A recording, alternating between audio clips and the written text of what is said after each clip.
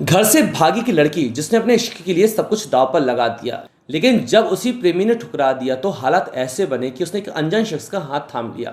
जी हाँ, ये कहानी श्रद्धा की जो आपको चौंका देगी और सोचने पर मजबूर कर देगी आखिर प्यार में इतना बड़ा मोड़ क्यों आया।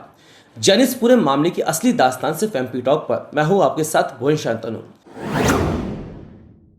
इंदौर से लापता हुई श्रद्धा 7 दिन बाद वापस आ गई है। हालांकि जिस कहानी की उम्मीद की जा रही थी उसमें एक बड़ा ट्विस्ट आ गया है। दरअसल श्रद्धा अपने घर से तो प्रेमी सार्थक गहलोत के लिए भागी थी, लेकिन वापस लौटी एक नए शख्स के साथ। इस व्यक्ति का नाम है करण योगी और दोनों ने शादी भी कर ली। 23 अगस्त 2025 को इंदौर की रहने वाली श्रद्धा घर से लापता हो गई थी।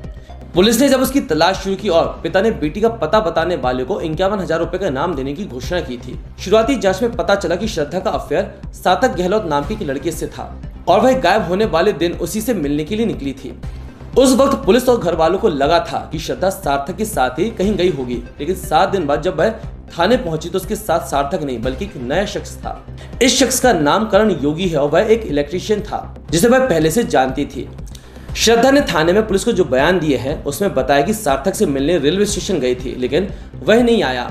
अब इससे निराश होकर वह गुस्से में एक ट्रेन में बैठ गई और रतलाम जा रही थी। रतलाम में श्रद्धा आत्महत्या करने की सोच रही थी, तभी करण ने उसे देख लिया।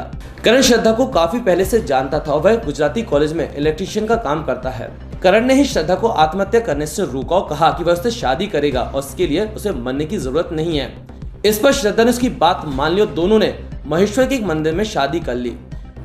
शादी के बाद करण श्रद्धा को अपने घर पालिया ले गया, जहाँ उसके घर वालों से रखने से मना कर दिया। इसके बाद से ये जोड़ा मंदसौर चला गया, जहां से श्रद्धा ने अपने पिता को फोन करके शादी की जानकारी दी और कुछ जरूरी कागजात मांगे। बेटी की खबर मिलते ही बाद श्रद्धा के पिता उसे लेकर वापस थाने पहुंच गए। इस मामले में एक तरफ जहां श्रद्धा का कहना है कि उसने अपनी मर्जी से शादी की है, तो वहीं उसके पिता इस बात को मानने को तैयार नहीं है।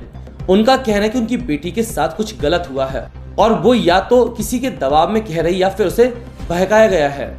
श्रद्धा के पिता ने पुलिस को यह भी कहा कि वो करण को बिल्कुल भी नहीं जानते थे और यह बात उन्हें परेशान कर रही है कि उनकी बेटी जब घर से निकली थी वह किसी और से शादी करने वाली थी। इस शादी की कोई तस्वीर भी सामने नहीं आई है, जिससे पिता का शक और भी बढ़ गया है। फिलहाल पुलिस श्रद्धा और करण से पूछताछ कर रही है ताकि इस मामले की पूरी सच्चाई सामने आ सके। कुछ भी अभी मेरे समझ में ही नहीं आ रहा है, इसीलिए तो मैं प्रशासन से हाथ जोड़ के निवेदन करता हूं कि मेरे को 10 दिन का अकेला दिया जाए बच्ची का। चूँकि बालिग है, प्रशासन भी सारी चीज़ों की इंक्वायरी करने के बाद जैसा अच्छा समझेंगे देंगे। अगर प्रशासन नहीं भी देते हैं तो हम क्या कर सकते हैं।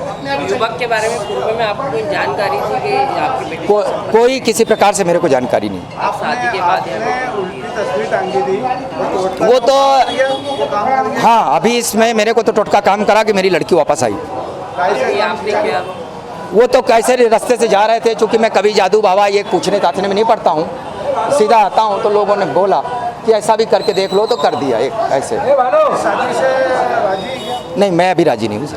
किस तरीके से? मेरी 10 दिन बाद बच्ची बोलेगी कि मैं तैयार हूँ इससे शादी करने के लिए 10 दिन बाद, तो पापा धूमधाम से शादी करेगा, पर अभी नहीं।